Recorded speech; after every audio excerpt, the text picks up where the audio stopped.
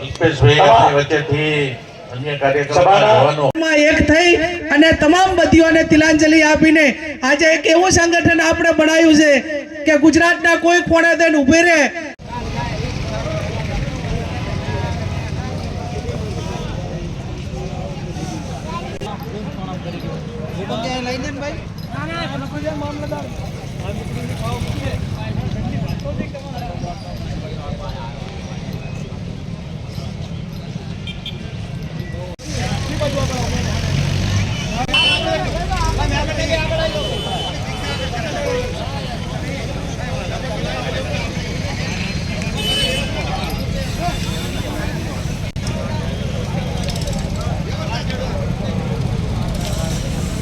દીપના પ્રકાશને નમન કરું છું, જે કલ્યાણકારી છે.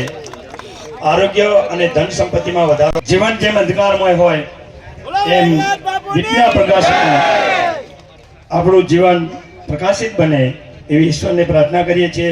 દીપ પ્રાગટ્ય બે તાળીઓના હાથ બંને હાથ ઊંચા કરીને આપણે અભિવાદન કરશું, બેને વિદાય આપીશું.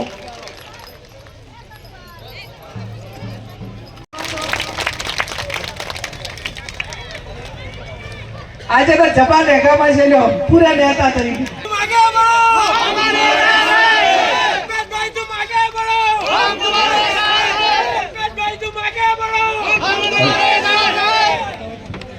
મિત્રો, જે વ્યક્તિઓ વચ્ચેથી ચાલતા આવો છો, અવ્યવસ્થા થશે, તમે તમારું સ્થાન લઈ લો. અલ્પેશભાઈ સ્ટેજ ઉપર.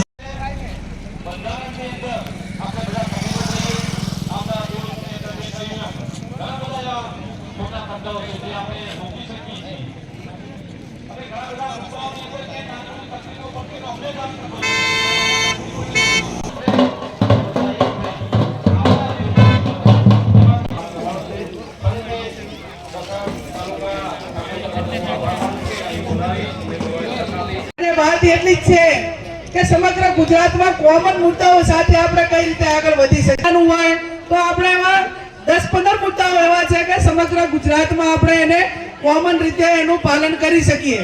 ત્યાં વાવ તાલુકાનો ઠાકોર સમાજને ત્યાં પ્રસંગ હોય તો એને ત્યાં પ્રસંગમાં મેનુ એ જ મળે અને સૌરાષ્ટ્રમાં હોય તો પણ જમવાનું મેનુ એ જ મળે.